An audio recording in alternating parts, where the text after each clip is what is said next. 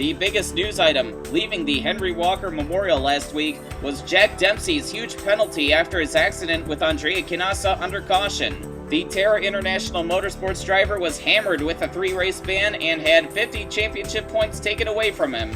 Well, Jen Walker, the ARLA CEO and race director, did say she was tired of these sorts of accidents and was going to do something about them, and she followed through on her threat, so I can't exactly sympathize with Dempsey. Megan Driver, the 16-year-old rookie, will replace Dempsey in these next 3 races.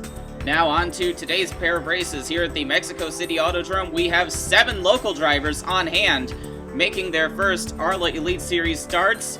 Some of them are driving for local teams, others are driving for the more well-established teams, such as Osvaldo Ramirez in the 63 M&J car for the injured Kevin Monroe, Luis Jimenez in the 28 for Rus Autosport, Baldo Ramos Bustos in the 79 for Clayson Enterprises, and Antonio Guerrero in the 29 for Alley Riggs Racing. That car is normally driven by Chris Johans. One more thing. It has been raining here in Mexico City all weekend, so we are bound to have an interesting pair of races. Seiju Dejao leads the field to the green flag in round 9 of the championship, with Rachel Rainsford in the 71, one of the winners from Montgomery, on his outside. Good start by both Dejao and Rainsford down the long trip into turn number 1, and I see someone already going 3 wide. I think that's Megan Driver in the 41, going 3 wide with Joseph Howard and somebody else. It's a dead heat between Dejao and Rainsford in this first set of S's. Coming into turn 3, Rainsford is off! Rainsford has just thrown the car off from second place. Here is AJ Young in the 15 for M&J Racing. He lagged behind at the start, and the field took the green flag without him. AJ Young did qualify last. It's not like he held anybody up at the start, and here's Mura trying to make it 3 wide with Dalitz and Foot on the first lap. Mura trying to make it a Kurt Walker Motorsports 1-2. On this opening lap, Dejao still leads the race. The Power Steering Incorporated teammates Bigsby Foot and Rit Tyler, the defending series champion, duel for 4th. Rit Tyler wins out. He's going to move up into 3rd. Mura, sporting the Carl Superstore colors this week, tries to hold off Tyler.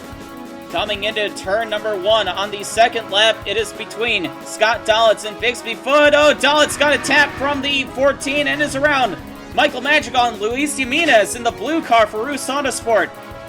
Jimenez got a big chunk of that, and behind this, Alex Carson spins the 2 on his own. Megan Driver in the 41 got a piece of that, and Kiriki Itsuna, the 4, piles in. And there's the crippled 28 car of Luis Jimenez, one of the local drivers this weekend, out of the race on lap number 2. That car is quite obviously done. Kiriki Itsuno in the 4. That green and white car is crippled as well. Megan Driver is back to 15th, and she slides the car on her own in the next lap, harmlessly into the grass. Oh, Ramsey Cockiner in the 31 slides into the side of the 41. I was about to say she got away cleanly, but not so much anymore. Namimura and Seiju Dejao duel for the lead, heading into turn 1 on lap 3. Dejao tries to hold her off, but that 39 car is fast. No team orders going on over at Kurt Walker Motorsports, and even if there were, I don't think Mura's the type of person who would listen. Here is Scott Dalitz running in 7th place behind Herbie Finkelberg, the Israeli driver in the 66 for Speed Vision.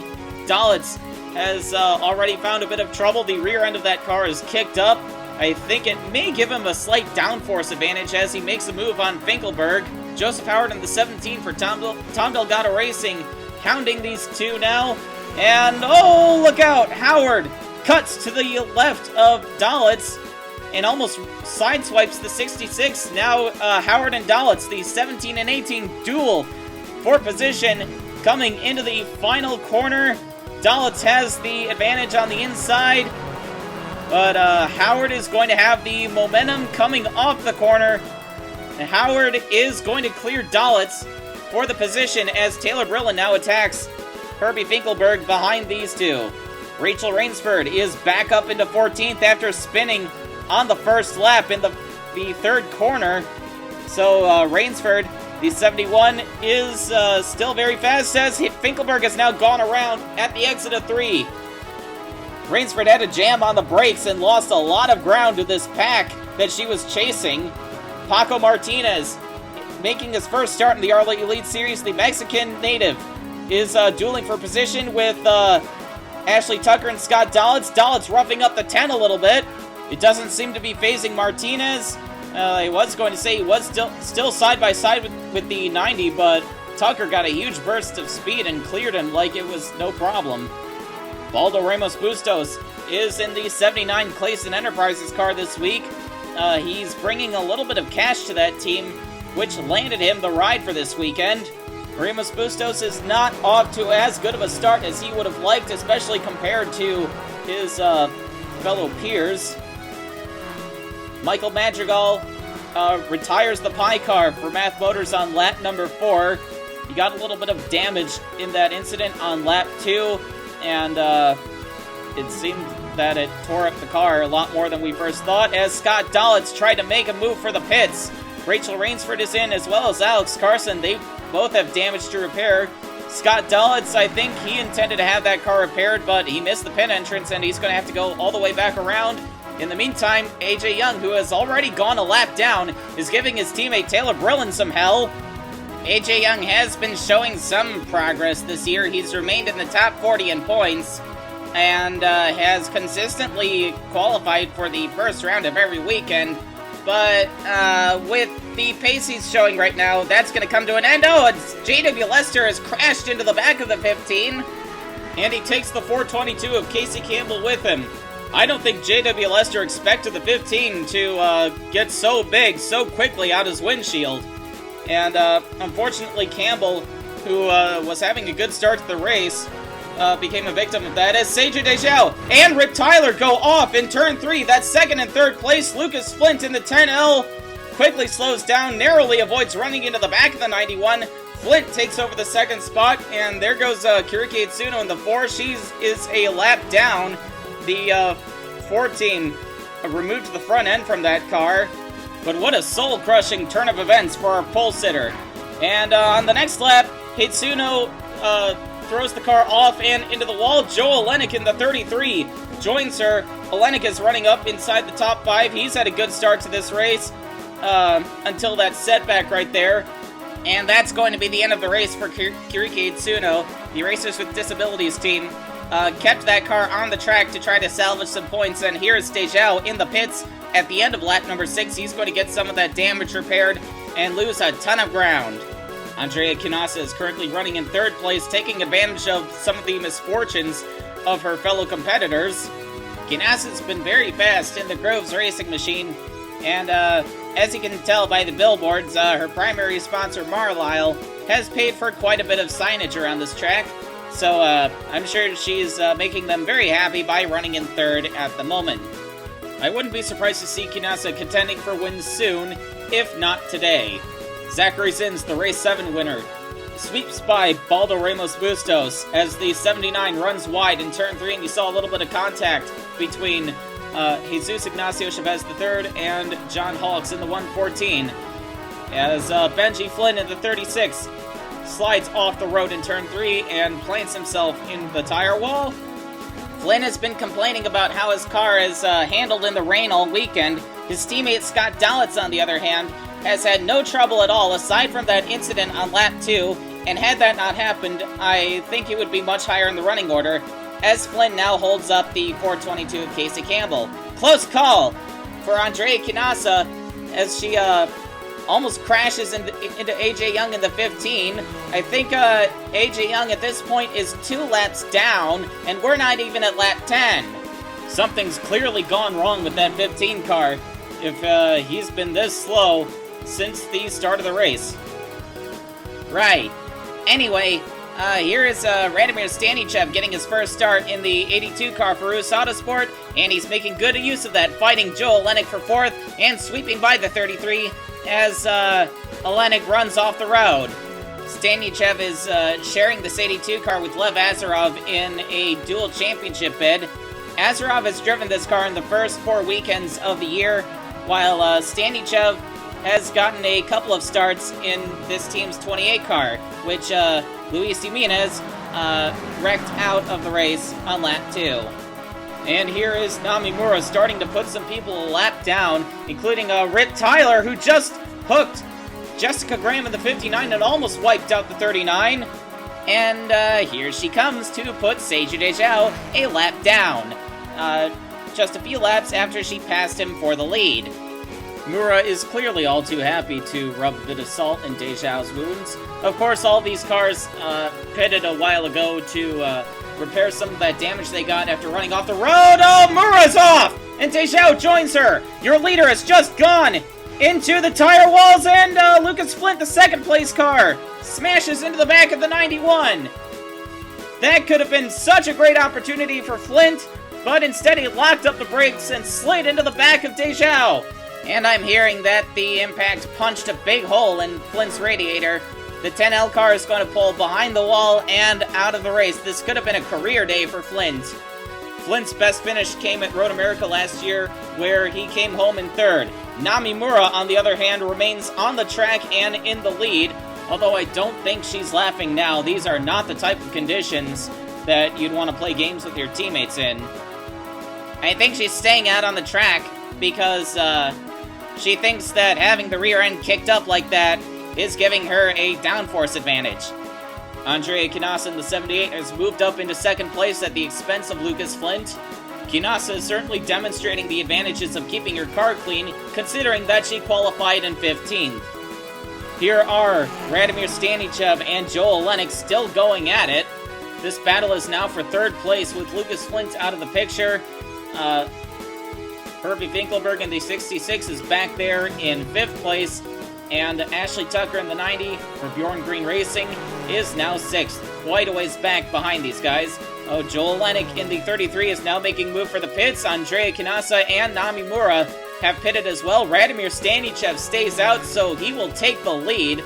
This is about the time that we're expecting scheduled pit stops, and Radomir Stanichev obviously trying to go for a hot lap and try to gain some time on the leaders. Herbie Finkelberg in the 66 is on the same strategy. He's stayed out as well and now inherits second. I think he was counting on taking the lead himself and grabbing a bonus point, a much-needed bonus point. That team has had quite a few hardships already this season. Ashley Tucker in the 90 now takes over the third spot. She moved over to Bjorn Green's team this year after there was no room left for her at M&J Racing. Some people initially saw that as a step down, but Tucker has been doing very well with the Bjorn Green equipment. As Andrea Kinasa has passed Namimura coming out of the pit lane, the 39 team elected to repair some of that damage, despite Mura's protests. Again, there's a distinct advantage to keeping your car clean. Your crew is going to be less likely to take the time to work on it. Kinasa has certainly been driving more conservatively than most of her fellow competitors. I'm surprised that more people aren't doing the same, as Radomir Stanichev and Herbie Finkelberg pit at the end of lap 12, so do Richard Scott and Zachary Zins. Rachel Rainsford stays out for a few extra laps. She takes over the lead of the race. Of course, she pitted around lap 4 to repair some of the damage she got from sliding off the road on the first lap. So she is off cycle with the rest of the leaders, but this means she gets to stay out and take a bonus point as Megan Driver slides off the track and into the wall. That 41 car is a lot of damage. Driver is done in her first race, substituting for the suspended Jack Dempsey. Andrea Kinasa is trying to hold off Namimura for 5th. Of course, this will become the battle for the lead once everything cycles out. Mura is much, much faster than Kinasa through this set of S's that make up the back portion of the track. I think having the spoiler jacked up from all that damage is definitely helping Mura grip the track, and she's certainly posing a serious threat for Kinasa at the moment. Kinasa's now opened up a bit of a gap. Mura doesn't have the straight line speed as she runs off the road once again, and Carson in the 2 slides into her. Radomir Stanichev gets by the both of them. Well, you were going to say that Kinasa was opening up a gap because the 39 doesn't have the straight line speed. This will also help her open up a gap. Alex Carson in the 2 pitted for damage early on in the race. He is off cycle as well, so we expect him to be pitting in a few laps. Namimura after sliding into the wall, elects to not pit. She clearly thinks the car is fine as it is, although I'll bet you that on the next set of stops, the 39 crew is going to want to do more repairs to it.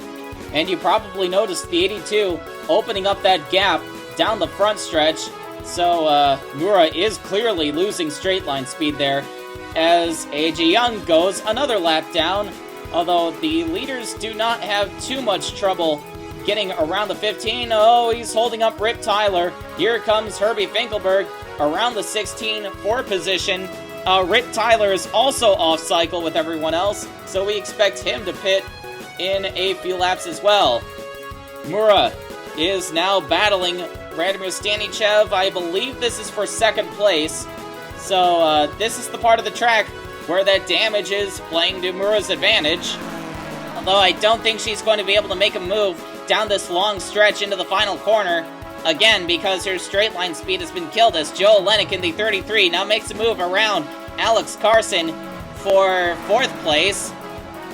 Mura tried to make a move on the inside of the 82, but the 82, once again, has more straight line speed than her.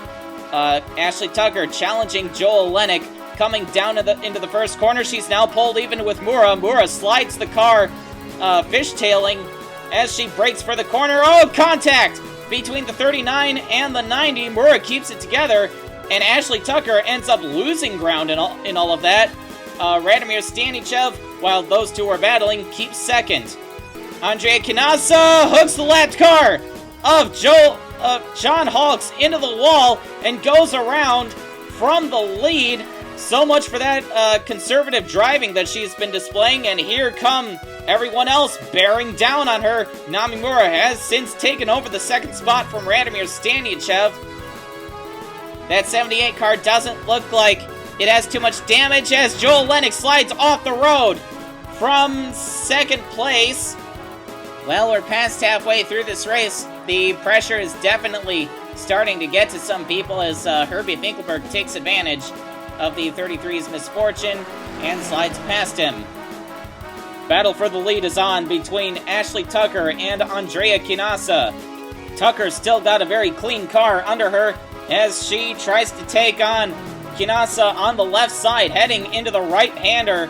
That is the final corner around the baseball stadium, and I think Tucker's going to have the momentum coming off the corner.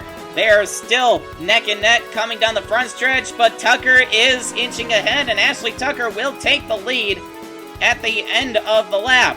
Tucker started all the way back in 18th place. She's kept her car clean and is now at the top of the leaderboards. Oh, but she runs off the road in turn 3. Andrea Canassa pokes her nose in there. Mura trying to make it 3 wide into 4. Mura with an ambitious move for the lead. Canassa and Tucker trying to hang on. Don't know who's going to come out on top in all of this, or if they're all going to wreck. They're all still keeping it together. Mura slides the car out. Contact between the 39 and the 90 once again, and Namimura retakes the lead. Tucker is back to third. Mura has been driving like a madman all race, and I don't know how much longer it's going to keep working in her favor.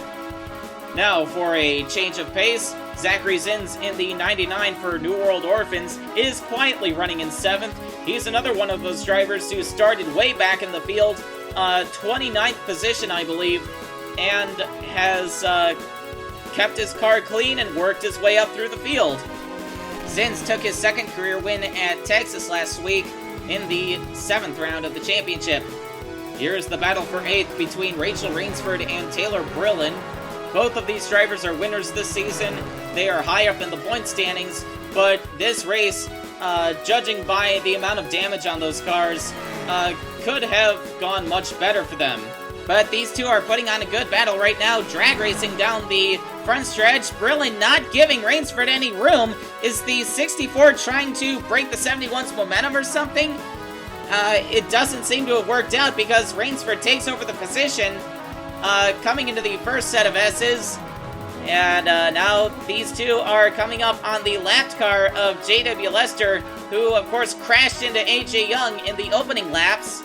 and has been off the pace ever since. The battle for the lead rages once again as Andrea Kinasa just barely edges Mura coming into the first corner. Oh, Mura spins the 90, and Radomir Stanichev gets a piece of that. I think that was payback by Mura for the 2 instances of contact that we saw between the 39 and the 90. And it indeed looks like the 39 just drove right into the back of the 90, and in these conditions, it doesn't take much to send one of these cars around. And now Tucker has lost a lot of ground thanks to Mura and the, well, hostility that she's displayed all day. Jesus Ignacio Chavez III in the 35 car, the Mexican native, is currently running in 11th, running a very quiet and clean show in front of his home crowd. I'm sure at this point last year, Chavez never even considered a career as a race car driver, but that all changed when he competed in Albuquerque last year as one of the winners in the Empire Drive the Dream sweepstakes, and that performance landed him a ride with the Fernando's Chicken team. Coming to the end of lap 19, Nami Mura leads the field into the pits for the second and final set of pit stops. Radomir Stanichev and Herbie Finkelberg, as well as Ashley Tucker, stay out once again. Oh, Finkelberg slides off the road from the second spot.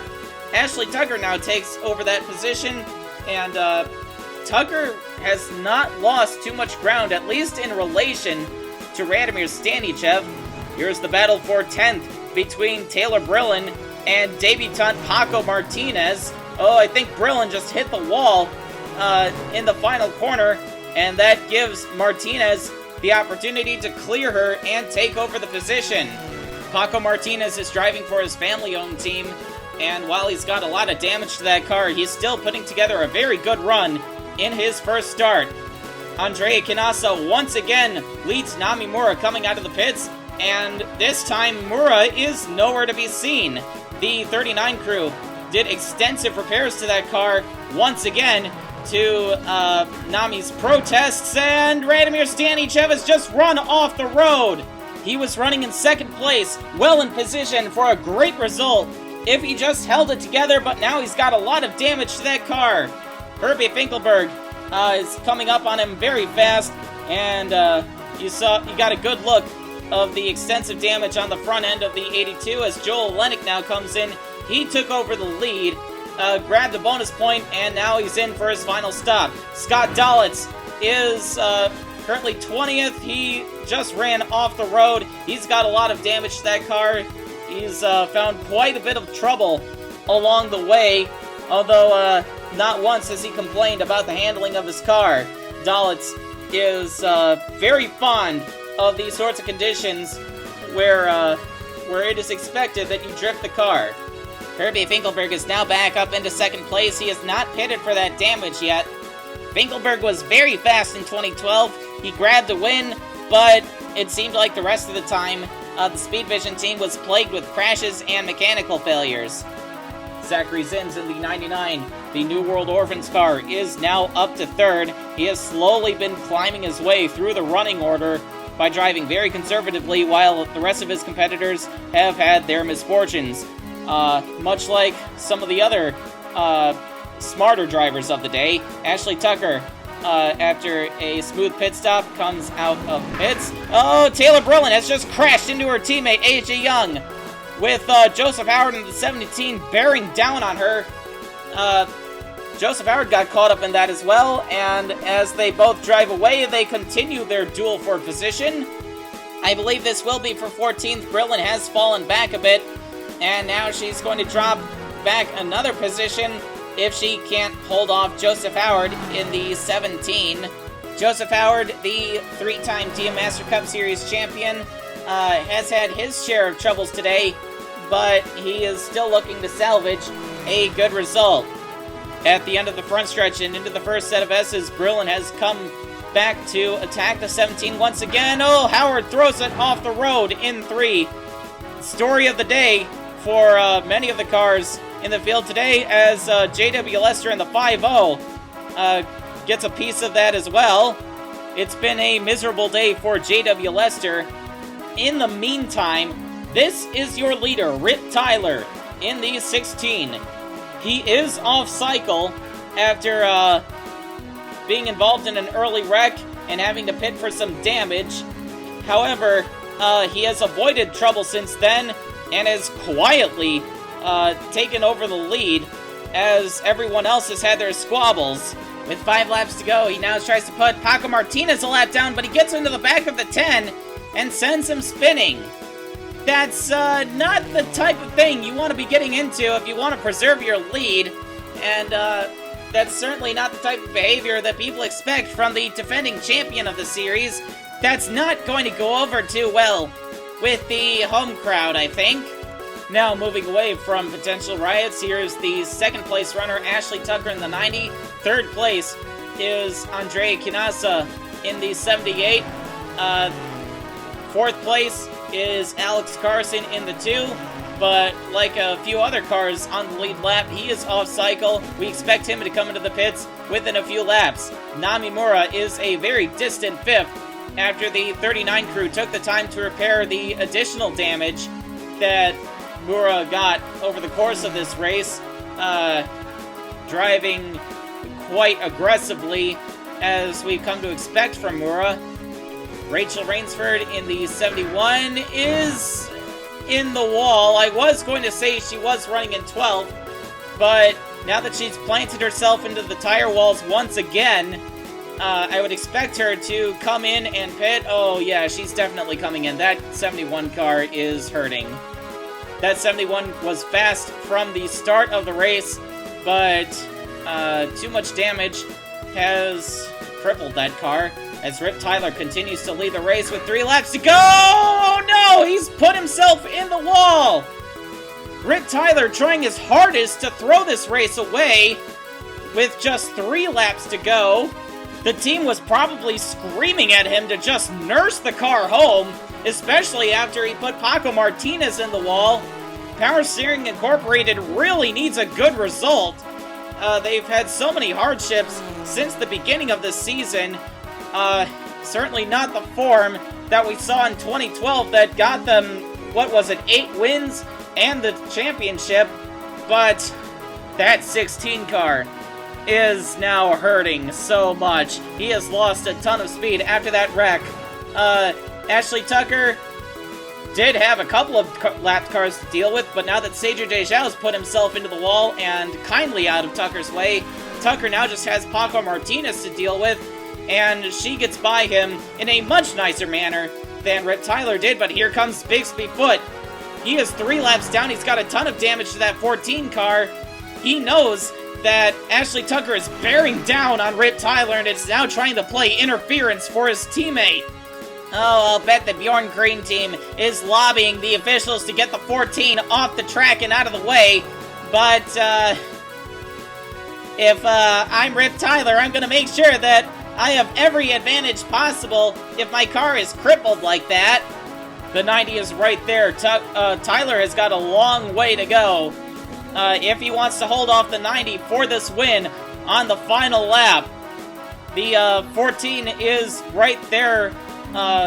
In the meantime, I think that Foot's going to want to support Rip Tyler all the way and keep the 90 behind him. Although, despite all that damage, the 14 is so much faster than the 16. Oh, there's a crippled car on the right. Oh, what's Foot doing? Foot is trying to pass his teammate while he's multiple laps down. It's not like this is going to get him back on the lead lap. Foot being a terrible teammate right now. Coming through the final corner. Ashley Tucker is right there. Down the front straightaway. Tucker makes the move to the right. Oh, I think Tucker's got it. Ashley Tucker sweeps by the 16 and takes the win. Rip Tyler loses the race in the last moment after a combination of him trying to throw the lead away and Bixby Foot being the worst teammate in the world.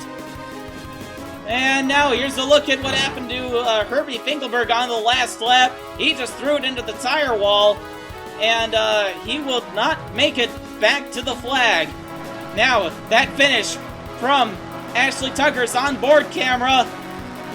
There's Foot right in front of the 16. It's not like he's holding up the 16. Rip Tyler is much slower than him, but Foot did know did nothing to keep the 90 behind Tyler, and Ashley Tucker did a brilliant job taking advantage of that and taking her 3rd career win, and the 1st for the Bjorn Green Racing Organization.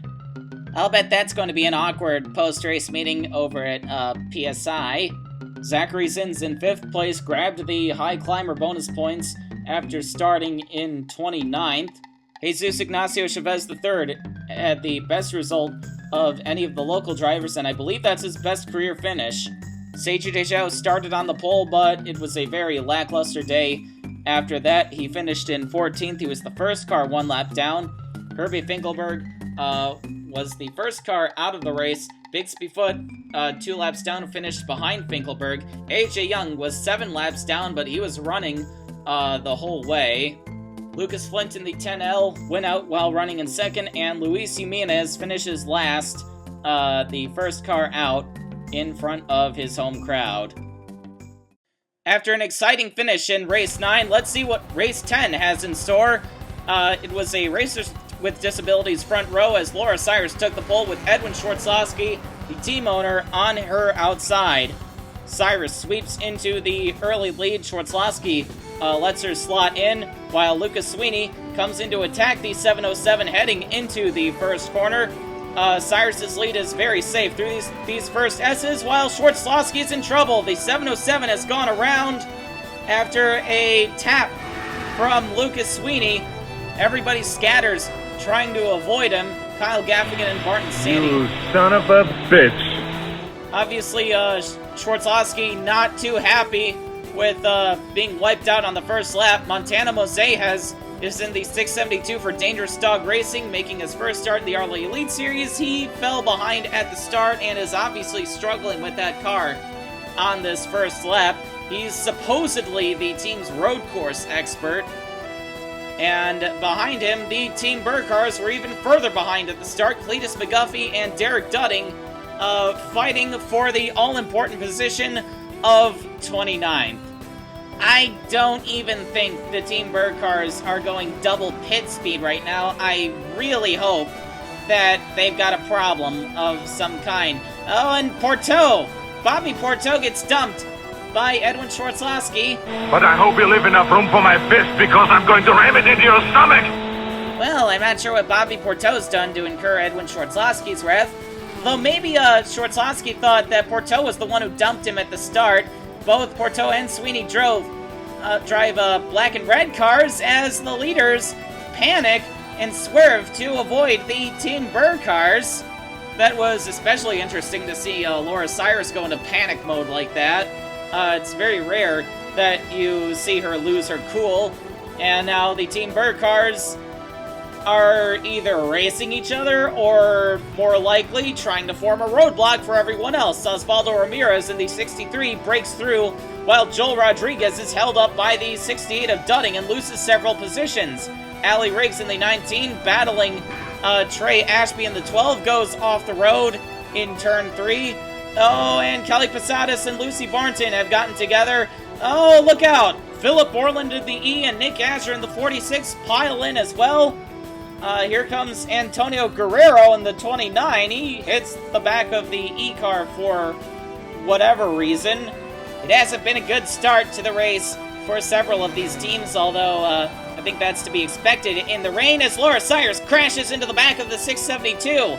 Coming off the final corner, I'm not sure how much damage Cyrus has got from that, but Lucas Sweeney and Libby Bell are now bearing down on her. Sweeney to the right side, heading into the first corner, trying to take the lead and break her momentum, rubbing up alongside the 42.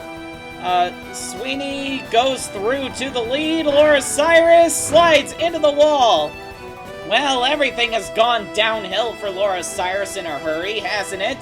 And here come Osvaldo Ramirez and her car owner, Edwin Schwartzlowski, the 707. Schwartzlowski goes right on by, while Ramirez gets held up behind the 42 a little bit and allows Schwartzlowski to clear the both of them. Cyrus heads into the pits at the end of lap 4 to get that damage repaired. Kyle Gaffigan follows her in.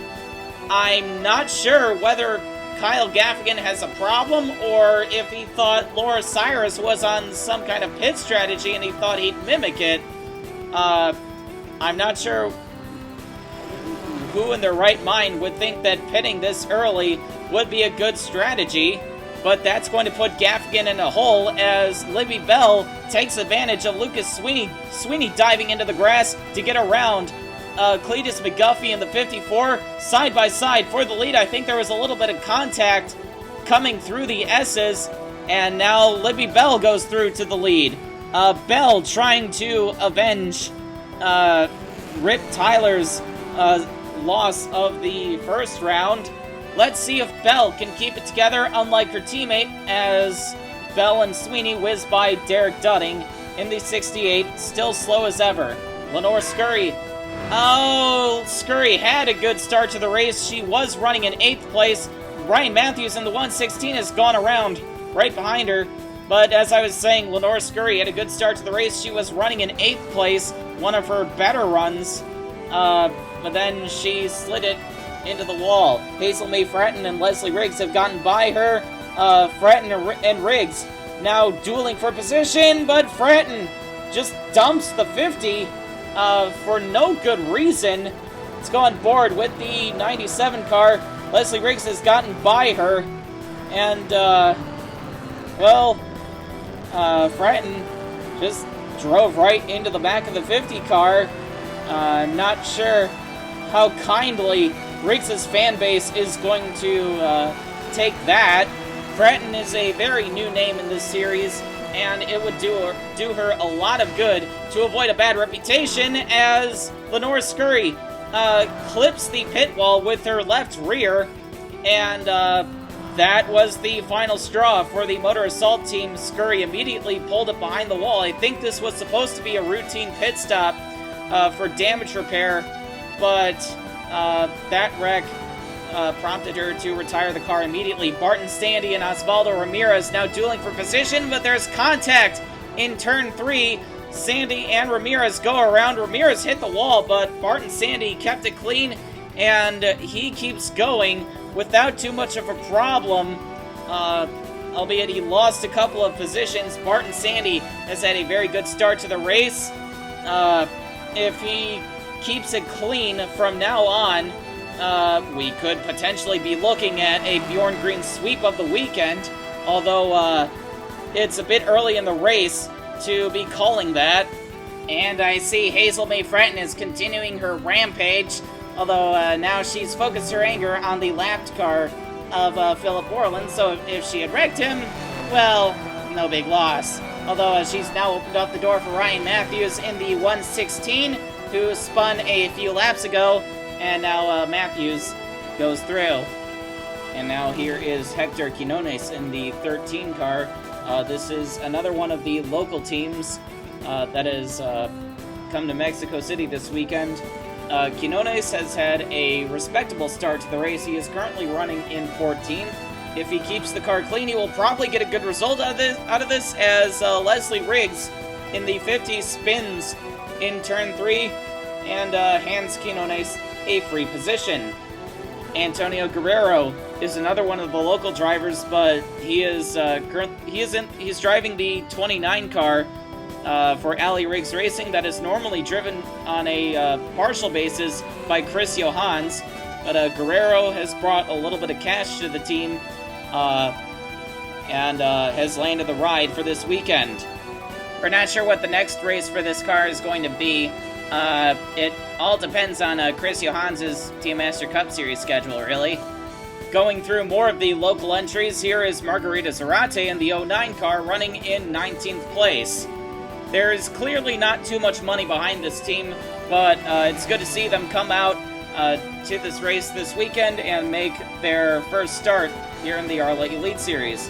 Here's the battle for 4th between Enola and Rodriguez coming to an end as Harry Enola throws the 45 car into the wall, and there goes Barton Sandy right on by for the 5th spot. You know, with all of these incidents we've been having today, the marshals down in turn 3 may as well just be throwing the yellow flags non-stop. Until this happened, Enola had been off to a good start. He has not won a race in this series since 2010, and Joel Rodriguez, 1 lap later, has thrown the car off in turn 3 as well. Kelly Posadas goes through, and so does Barton Sandy. Posadas has done a good job recovering from her incident in the opening laps, and is doing a very respectable job so far. The leaders come across Derek Dudding and almost smash right into the back of the 68. Thankfully, Libby Bell and Lucas Sweeney were hard on the brakes and narrowly avoided a disaster, but Sweeney got held up behind the 68, allowing Libby Bell to open up a big gap over the 8 car. Now, Libby Bell has come across their former competitor for the lead, Laura Cyrus, and Bell has just thrown it off, and she is stuck out in the grass. That car would need a tow back to the pits, but the 24 car would be done. And now Lucas Sweeney has taken over the lead. He's now trying to put Lucy Barnton and Nick Azure a lap down. Nick Azure's team had to pull the front end off that 46 car, but hey, he's still in the race, and that is an improvement over what we've seen earlier in the season. Edwin Schwartzlowski in the 707 has taken over the second spot. He's doing a good job recovering from his first lap spin, even though his recovery has been less than clean. I'm specifically referring to his incident with Bobby Porto. And here is Barton Sandy in the 92, running in 3rd place, doing a very good job in the Bjorn Green entry that clearly is not receiving the kind of funding that his teammate Ashley Tucker is. They haven't even bothered to put a roof number on that car, but Sandy is doing a fantastic job with what he's been given.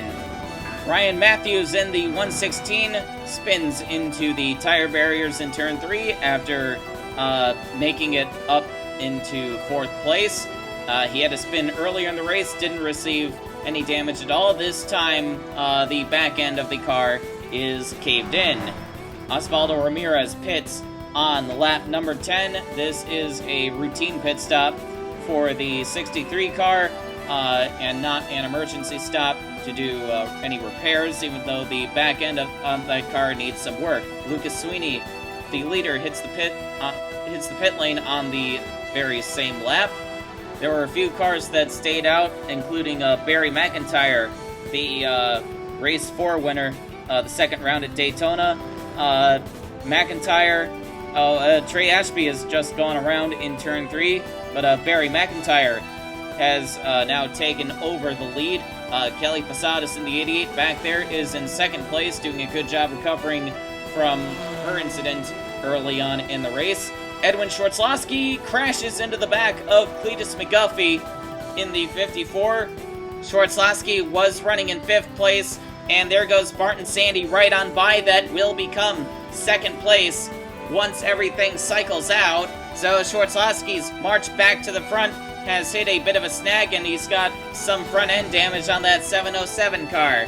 Edwin Schwartzlowski is trying to grab another win for both himself and his team, Racers with Disabilities.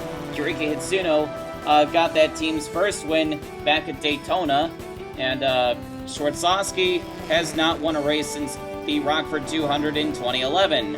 Points leader Jim Hayes and Hector Quinones are headed into the pits. They make contact, and Jim Hayes goes into the end of the pit wall. And that's going to take car 77 out of the race. Here's another look at it. Quinones is coming in, but apparently doesn't see the 77. I would have a hard time believing that he didn't, though. And Hayes is out of the race, and Laura Cyrus crashes into the back of Montana Mosejas once again. Those two cars are apparently magnetically attracted towards each other. And going back to the Quinones and Hayes incident, I'm surprised that Quinones wasn't immediately called to race control. Then again, I could believe that the officials would be wary about pissing off the home crowd. And in the meantime, your current leader is Kyle Gaffigan, who pitted all the way back on lap 4. So he is off cycle, and we expect him to come into the pits in the next couple of laps. We're still not sure what was going on with the 07 car when he pitted on lap 4, whether it was a mechanical problem or a pit strategy failure on Gaffigan's part. But I'm sure that Gaffigan, who is currently winless in the series, is savoring that screen time. Lucas Sweeney in the 8 car is currently in second place, not too far behind Gaffigan, who still hasn't pitted. So Gaffigan is going to be in quite the hole when he does come in, and here he comes into the pit lane now. Gaffigan is trying to salvage a good run with Team Thunder, and this hands the lead back over to Lucas Sweeney in the 8 car with the newly acquired Griesberger sponsorship after the Pearson Sweeney Motorsports team essentially has absorbed the remnants of the Griesberger team. Here is Ryan Griffin in the 86 for Ike Durbin Inc., currently running in 7th place and challenging Hazel May Bratton for 6th. These are 2 drivers that we didn't expect to be so high up in the running order today. Ryan Griffin, of course, had his TM Lights license revoked after an incident at the New York Auto Ring last year. So when he came over to ARLA, I expected a bit more carnage from him, although he's only got 2 DNFs so far this season, and 2 DNFs out of 5 races. That's still quite a lot, but that's fairly clean by Ryan Griffin's standards. And now here is Allie Riggs challenging her teammate Antonio Guerrero for position. The 19 and 29 both have damage, but the 19 does have a significant edge over the 29 car. You know, the only thing that Allie Riggs really has to do with her team is placing her name on it. From what I understand, her boyfriend, Chris Johans, handles most of the operations over there. As Trey Ashby in the 12, who was running in 5th, slides into the wall in turn 3, and Ryan Griffin decides to put a nice little dent in his right side.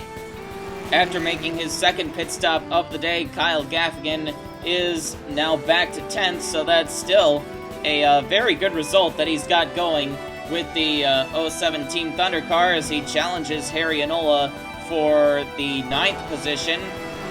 Gaffigan drove for Tom Delgado Racing last year, and twice he finished second to a teammate. So hopefully we'll be able to see him break that losing streak soon. And now he is just about clear of Inola for the 9th spot, as Barry McIntyre, who was running in 5th place, has just thrown the C4 car off and into the tire walls. The Canadian Touring Car Drivers' Day has slowly been going downhill. He's thrown the car off twice now. He's still rather high up in the running order. Margarita Zarate has now moved up into the 15th position. She's kept that 09 car fairly clean, which has contributed to her climbing up the standings. Here is Lucy Barnton stuck behind the 54 of Cletus McGuffey. Barnton is currently a lap down, and I'm sure that being stuck behind the 54 is just adding to her frustration as she's getting passed left and right by some of the faster cars. There goes Nick Asher in the 46. I think that might be for position. Asher's a lap down too. Now Barnton has escaped from behind the 54 car, and she's holding up Ryan Griffin in the 86. And now it's Kyle Gaffigan's turn to be held up by Cletus McGuffey, who, again, I swear, is not even breaking double pit road speed. I am very surprised that he and his teammate have not been called off the track yet, and I'm surprised that Montana Moseas has not been called off the track yet, because he is about to cost Lucas Sweeney the lead. Barton Sandy, the 92, goes on through to take the top spot, while Lucas Sweeney is certainly fuming inside the cockpit of that 8 car. you know what? Mose has been more of a nuisance than the Team Burr cars, considering that Laura Cyrus has crashed into him twice already, and now he's certain to have pissed off the Pearson Sweeney Motorsports team. 11 laps to go. Lucas Sweeney trying to catch up to Barton Sandy, and he throws the car off the track. Edwin Schwarzlowski almost piles into the back of him, but narrowly avoids him and goes on through to second place. And Lucas Sweeney's day has gone from bad to worse in trying to catch up to Barton Sandy. He throws it off the road and has pretty much killed his chances of winning this race, unless the two people ahead of him have even bigger problems. Lucas Sweeney's last win in the series came in 2011 at Talladega. His last win on a road course came at Watkins Glen in 2010, and that was also a rain race. So Sweeney, for the most part, knows how to win these kind of races, but that's probably not going to happen today. You saw that Edwin Schwarzlowski and Sweeney hit the pit lane at the end of lap 20. Barton Sandy stays out for an extra lap to try to build up a gap between himself and the rest of his competitors.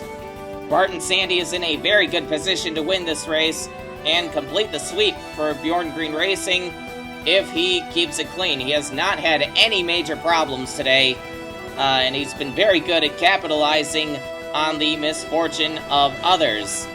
I have heard of some sponsors that may potentially be interested in jumping on board this 92 car if Barton Sandy keeps being as fast as he is, as Barry McIntyre throws the car off the road once again. McIntyre's been digging himself into a deeper and deeper hole as the laps wind down. He is off the lead lap at this point and well out of contention for a good finish as Sweeney throws the 8 car off the road once again. And we've been saying once again a lot here. There are only so many ways you can say that somebody has repeatedly thrown their car off the road. Sweeney, like McIntyre, has been digging himself into a deeper and deeper hole, although he has not radioed in any intention to come back into the pits. Osvaldo Ramirez making his first start in the ARLA Elite Series in the 63 car as another one of Kevin Monroe's placements. Has been running a very impressive race so far, although he has found a little bit of trouble. He is running in 4th place. Monroe personally picked Ramirez to drive this car for this race, and you can see why. Leslie Riggs, running in 10th, has just gone into the wall, and Barton Sandy has just slammed into the 50 car. Hector Quinones, the 13, also collected, and that has done quite a bit of damage to the front end of Barton Sandy, the leader of the race. Riggs just bounced off the tire wall back onto the track, not giving Sandy too many options there.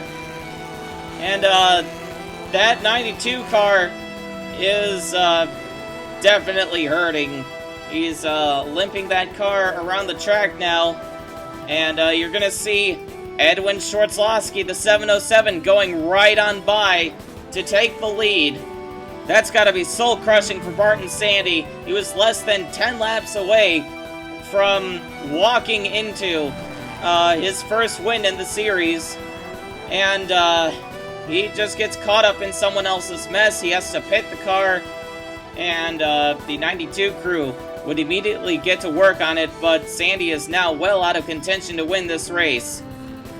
In the meantime, Edwin Schwarzlowski, who has gotten into 2 incidents in this race, finds himself in the lead, coming up on 5 laps to go. Lucas Sweeney is back into 2nd place. That 8 car is still heavily damaged. He has not pitted to get that repaired. He's just going to tough it out for these final few laps. Barton Sandy is now out of the pit lane. He is back to 8th place, and he's got Trey Ashby in the 12th bearing down on him. I'm not sure how much that 92 car is going to be affected by that damage after those repairs, although Trey Ashby is quick to pounce on the 92 and try to make mincemeat of him. Trey Ashby, a rookie, is looking for a top 10. He's been fairly quick in this series, as Osvaldo Ramirez in the 63 has thrown the car off the track again, but he continues to persevere. Antonio Guerrero is currently 2 laps down in 21st place. He hops the curb in turn 2 and slides that car. Hazel May Fratton in the 97 slides into the wall in turn 3, possibly trying to avoid the 29. Margarita Zarate in the 09 hits the 97 and spins out herself. Joel Rodriguez in the 85 car immediately pounces on Fratton. This is shaping up to be a career day for Joel Rodriguez. In these final few laps, he's currently in 5th place. He had one of the fastest cars at Daytona until he blew up, but he's definitely making up for that right now. Like so many of the other cars who have run up front today, Rodriguez has encountered his fair share of trouble. And here's Osvaldo Ramirez dumping the 19 of Ali Riggs into the wall. And that's going to end up taking Ali Riggs out of this race. Riggs was running a lap down.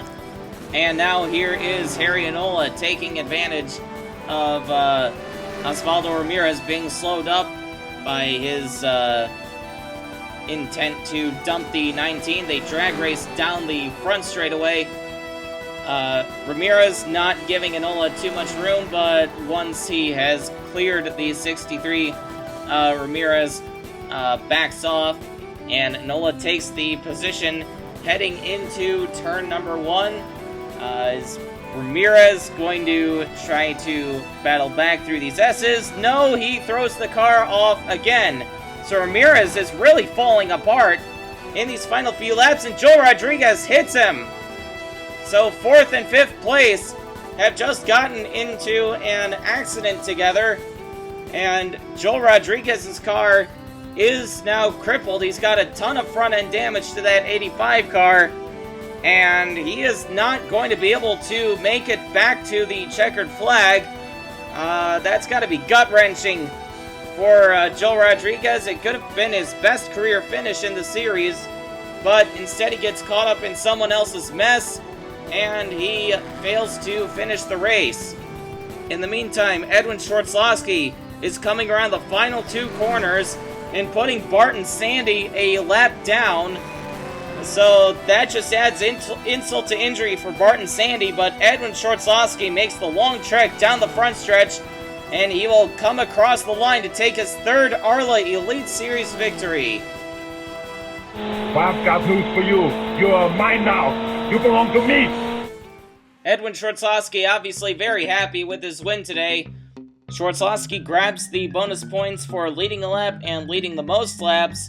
Lucas Sweeney comes home in 2nd place, but he was very frustrated with throwing the car off repeatedly. Hazel May Fratton gets her best career finish. Osvaldo Ramirez at top 5 in his first start.